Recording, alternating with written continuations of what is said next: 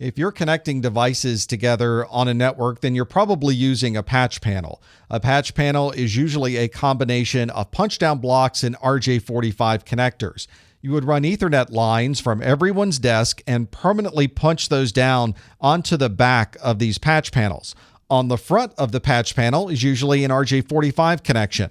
This makes it very easy to move connectors around once everything has been punched down and in place. That means you can make very quick and easy changes to your network setup depending on who may be located at what particular desk. This doesn't require any special tools. You don't need additional punch down connections. You would simply add and remove cables by using the RJ45 connectors on your patch cables. In some data centers, you can look up and see some trays that may be going across the ceiling. And inside of these trays are the cables that are used across the entire data center.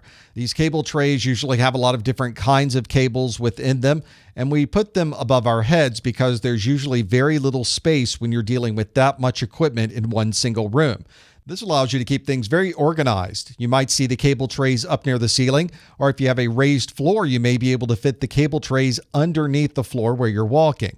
You usually have separate trays depending on the type of cable. So you may have copper in one tray and fiber in another, and you may separate power out into its own tray entirely. Your data center is not going to work very well unless you're able to get power to the end devices.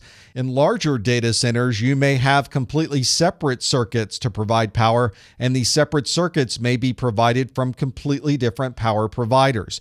You usually separate these out into different power distribution units. So power distribution A may be coming from one power source, and power distribution B may be coming from a completely different provider. The devices themselves in a data center may have more than one power supply within them, and that allows you to have redundancy for the power supplies in case one fails, and it also allows you to connect to redundant power sources. So you could have one of those power supplies connected to power distribution A and one of those power supplies connected to power distribution B.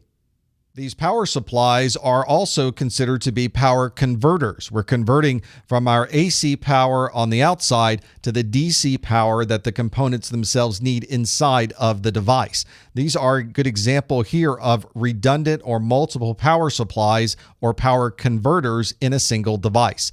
You might also use a power inverter if you need to get from DC back to AC. You often see this if you have solar panels or if you're using some other type of emergency power that only provides you with direct current. If all of your power sources were to disappear, you could run the data center on battery. And these batteries are called uninterruptible power supplies, or UPS. This is your backup power. This is something that's available in case you lose every other power source to your data center. This can also be useful if the power flickers or you have a brownout or a surge. The UPS is able to even all of this out and keep all of those surges and brownouts away from your devices. There are different kinds of UPSs. A standby UPS is designed to turn on the battery in case the power source was to disappear.